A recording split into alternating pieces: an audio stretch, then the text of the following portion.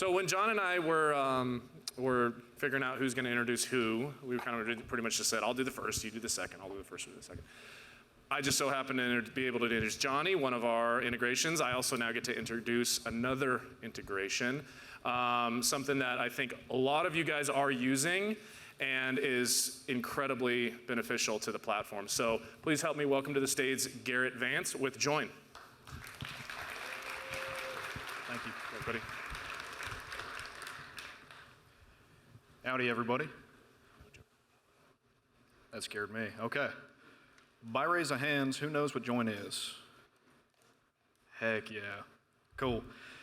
I might not look familiar. Usually I'm in a little square, very pixelated, but oh, there's no screen behind me. I'm an industry specialist with Join.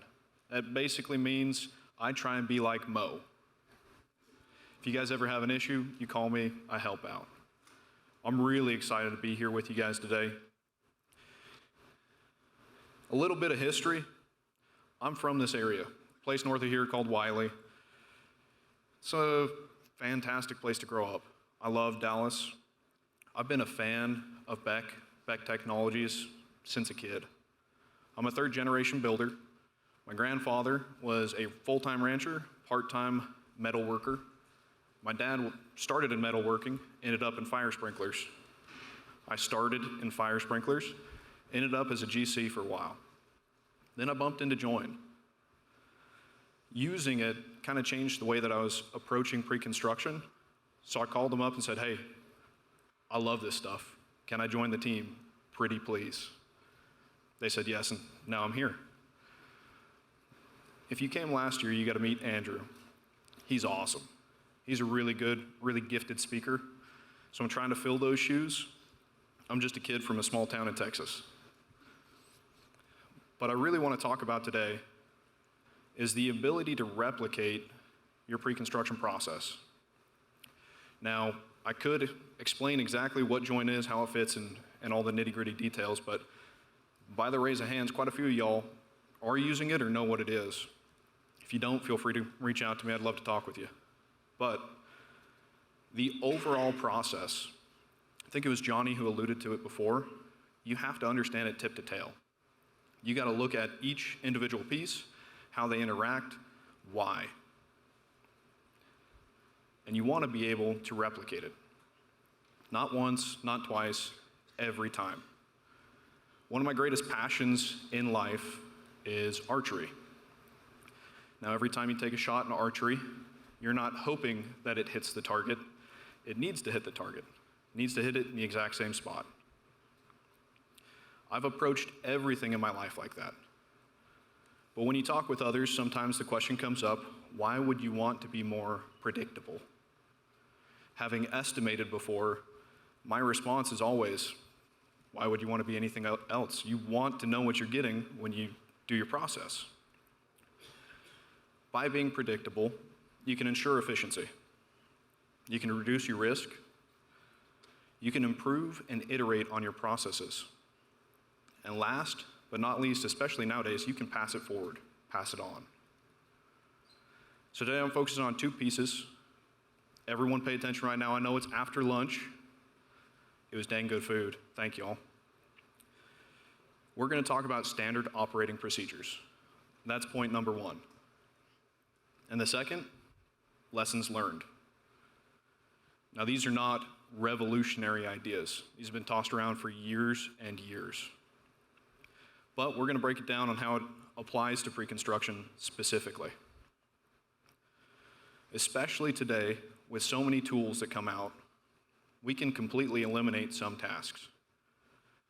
As an intern, I remember taking the printed out bids, running them desk to desk, reviewing each individual bid, then calling, hey, is this right? Yes, check. Well, that process is pretty much gone. It's an email click back and forth. Lickety split. That whole internship position is now shifted. No one's going to go through that process anymore. I think y'all have gone through similar things in the past. By raise of hands, just in the audience here, who has done takeoffs by hand, not on a computer? Awesome. Go ahead and put them down. I'm going to keep it very interactive, so make sure to stretch. We should have started with a stretch and flex. But part two, who hasn't? Who's only done takeoffs on a computer? Thank you. I don't know if that's surprising anyone else, but that was almost half. I dare say it's a third and 2/3. If we come back next year, that might be 50-50. Kind of crazy. But these tasks that can be automated, these tasks that can be eliminated, but then there's also a question with the next step. What comes next? When we're making changes, how does that work? So talking about construction, I thought it might be helpful for a second, because we've been talking about it all day, to take a sidestep into a side venture that I have. It's a maintenance contract with my best friend, my wife. When we got married, we sat down and we actually wrote out contracts, because I'm a bit of a pre-construction guy. Contracts are my life. And we laid out a maintenance agreement. For everywhere we live, she has some responsibilities, I have some responsibilities. Maintenance of vehicles, that's all me. Her maintenance of kitchen equipment, that's all her. When it comes to cleaning and whatnot, we split it down the middle. Go ahead and hit it. One of my responsibilities is vacuuming. Now, for every task that I go about, like I said, I'm kind of weird. I set standard operating procedures. Say, okay, once every 2 weeks, go through, real nice deep vacuum. One of my least favorite tasks ever. So 3.5 years ago, might have been an Amazon Prime Day, I decided to purchase something to eliminate the task. Anyone here have a robot vacuum? Yep. I hope you guys did your homework, because I did not. Looked at the list. This is what I want. I want a robot vacuum. Sort. Price, I want the cheapest fix I can have immediately. Purchased it. Showed up the next day. Plugged it in. Programming it was a little bit difficult. The app was not in English. Learning experience there. But I was able to figure it out. Went to bed that night. It was supposed to be quiet enough that it'll work through the night. Wake up the next day, walk down the hallway, see the charger, it's empty. My first thought is, that sucker's getting after it, let's go. Little did I know that the battery only lasts 10 minutes. Made it from the charger around the corner, was hidden underneath the table. Gone. Well, found it, put it back on the charger, didn't know what was happening because it was the middle of the night. I repeated this process, okay, it's embarrassing to say now, for almost 3 months. Okay, yeah, y'all got it a lot faster than I did. I just thought, man, it was about 3 months that I finally checked the little dustbin on the back. It hadn't collected anything. I was like, darn it. I had my standard practice. I took this really cool idea, tried to implement it, but it wasn't the right tool for our apartment. As it so happens, it was a laser-guided system.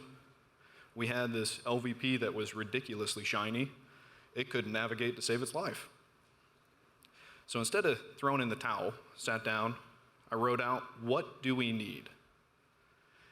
And then I researched vacuum cleaners, phrase I never wanted to say in my life and still don't want to say. But I looked at, how does it fit? Okay, some vacuum cleaners, you got to clean them out every week or two. I found out you can buy one that you don't have to touch for 60 days because it's got a big old dustbin, you can fill it up. Well, I'm not going to bore you with the rest of the details or specifications of my tricked out vacuum cleaner. But what I want to get to is, I figured out something that fit better in the process, changed it, plugged that sucker in, setup was 2 minutes, I could read it. It was pretty slick. But I completely eliminated one of the tasks. Now, it does not eliminate every aspect of it. Every 60 days, on my calendar, like clockwork, walk over, take it, dump it, throw it back in. Whoever comes up with that next step is pretty cool. So we'll take a side step back into construction, away from the maintenance contract that I was talking about. How do we apply that? We were talking about takeoff. How much time is in takeoff? What different solutions are there? What opportunities for eliminating tasks that might be lower level to keep that creativity, to be able to plug it in and utilize that more. Kind of paired with that, how do we also approach our pre-construction process with risk in mind? In operations, it's pretty easy. Safety, well, that's a risk. As soon as you get the ball rolling, everyone starts talking about it. In pre-construction, we identify risk slightly different. Where have we had misses? What caused the miss? Through COVID, trying to find metal trusses for a warehouse building? Okay, what other options do we have? I know I can't get that for 8 months. Do we go wide flange? Do we redesign? What kind of options are on the board to pivot and move, to take that risk and eliminate it, to engineer it out? Now, fresh out of college, I studied construction management. I thought, you know what, I got this. Plugged straight into heavy civil. Was working on a railway, and the process documentation that they have on the railway blew my mind. Every single step. I was on as it so happens, a maintenance contract with the railway. So overnight, we'd go in and we'd replace these wearable joints, an insulated joint, where you cut it out, weld a new one in. It's a real quick process, but you're doing it on what they call a live rail. So 6 o'clock the next morning, train's rolling through, kind of period.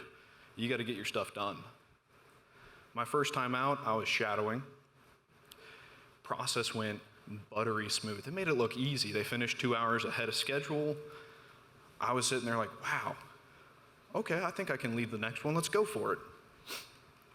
Where I live, the streets don't have names. They have north and south addresses. So I was talking with my superintendent. He said, oh, we're going to go to 1200 North. I said, cool, got it. Well, my handwriting's not too great. North kind of looked like south. All of the permits that I put in were for the south intersection. We show up to the north intersection, call in, and they said, denied. Oh, I missed that one.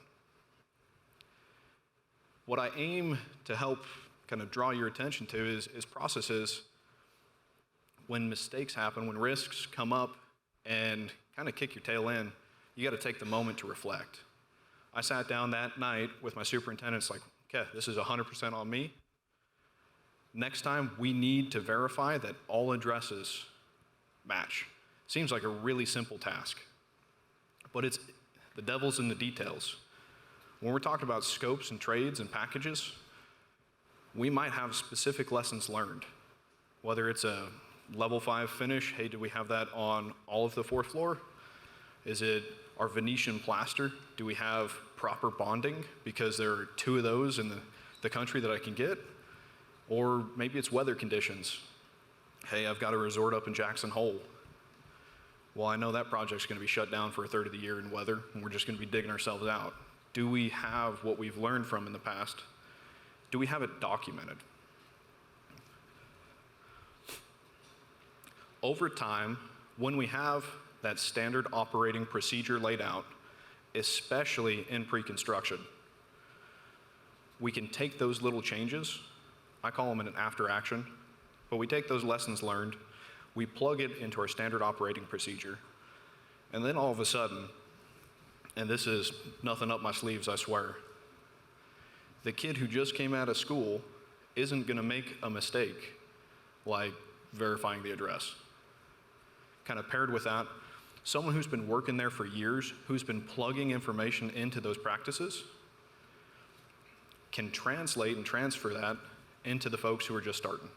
Whether they're coming from a new company, whether they're just picking up construction for the first time, those types of documented procedures make a huge difference. Now this is another fun activity. We're going to start on the right-hand side. Who remembers this phone? Oh, please, raise your hands. That was only a couple years ago. Okay, you can drop them. I feel like I'm making you guys exercise a little bit. So when I came online, the 5th phone there was my companion.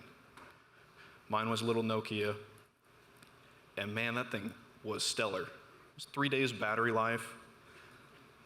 I could not break that screen, and I tried. I used it as a hacky sack multiple times. Had a detachable battery, so I could go 3 days, pop the new one in, another 3. That's a full week, never having to touch a charger. If we stopped at that point in time, what would have happened? Just thinking about it, there's entire history would have changed. What happens if we stop our pre-construction process? If we go through a heavy lift to set it up, and then we don't touch it again? Folks are using it, but that kind of information ages out pretty quick, especially when we're talking about companies like Join. We came on the scene. If you haven't touched your pre-construction process in the last 5 years, where do we fit? How do we fit? It is a continual development, a living, breathing thing, which is kind of a shift of mindset. And I may have touched on this earlier. I got really excited. But it's taking the ability to transfer that knowledge. Anyone here have to hire someone in the last 5 years? I hope pretty much everyone. The industry's booming. Has anyone had someone retire? Have you had someone maybe transfer to a different opportunity at another company? Or within the same company, different position? Those kinds of shifts, especially in a smaller pre-con group, really make it tough for workload. The few who have been there for a long time have to take that weight, distribute it. So I'm going to kind of encourage y'all first and foremost to talk about standard operating procedures around your training process. So when a new person comes into your group, do they get trained on how you guys are implementing tech? Do they sit down and go through a full Destiny training? Do they go through, there are a lot of solutions out there, how you guys are sending out bids, how you're documenting everything, how contracts are coming in, where are you managing the full process? If not, it might be something to think about. Paired with that, are you giving them a stepping stone for starting a new estimate? Do they have a template? If not, I'd probably think about it. Now, I'm not going to go through the full list, but setting up those points of reference throughout the full process makes a world of difference. Now, as a somewhat relatively new person to construction, I joined only 10 years ago or so, if someone hands me a list of this is how you do it and why, I get it. But if they hand me a list of this is how you do it, period, I start asking a lot of questions. So make sure to include some of that contextual information, some of that background. Now, in my day-to-day position, right now I help folks implement Join, define the best way of presenting a particular job type, structure, contract type. Maybe it's a way of presenting a list of changes that aren't going to be palatable to an ownership group or might be controversial with the architect group. Hey, how do I do this? Cool, let's hop on, I'll show you. This is what we've gone through in the past. Those kinds of best practices. And in the last 2 years, I've met with, a vast majority of you guys. And that kind of standardization of, we approached it this way, and it worked. Oh, you want to capture that. Or, inversely, we approached it this way, X, Y, and Z, and it bombed. They didn't like it. It's okay. What went wrong?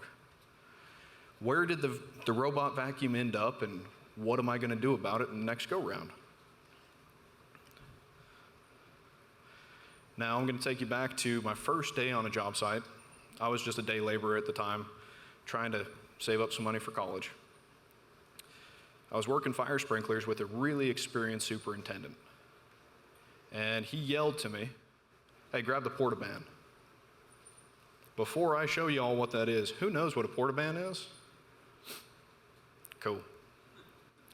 Y'all made me feel a lot better because not everyone raised your hand. Go ahead and hit it. This is a portaband, a portable bandsaw.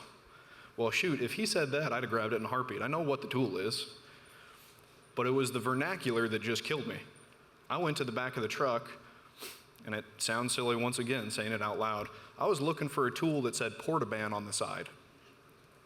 I don't know if y'all have looked at tools recently. Drills don't have drill written on the side usually.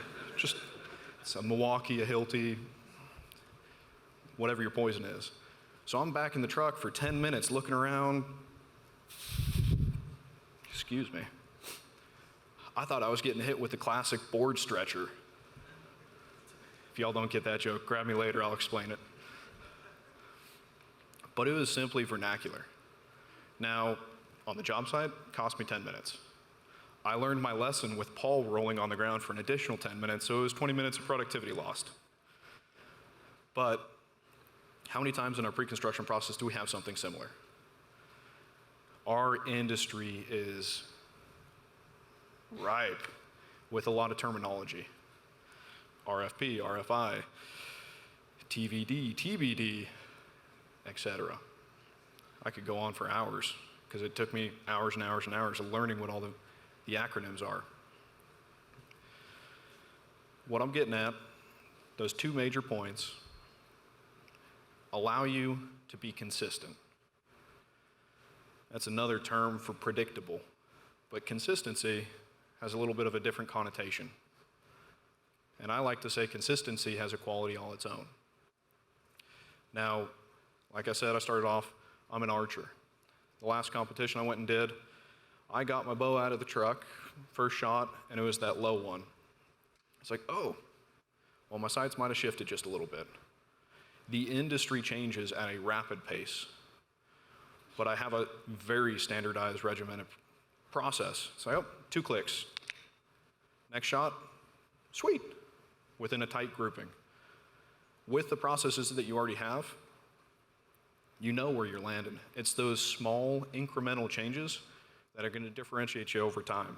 I highly encourage you guys to look at those processes, procedures, and start detailing them up. That way we don't lose any of that information over time, but we only get better.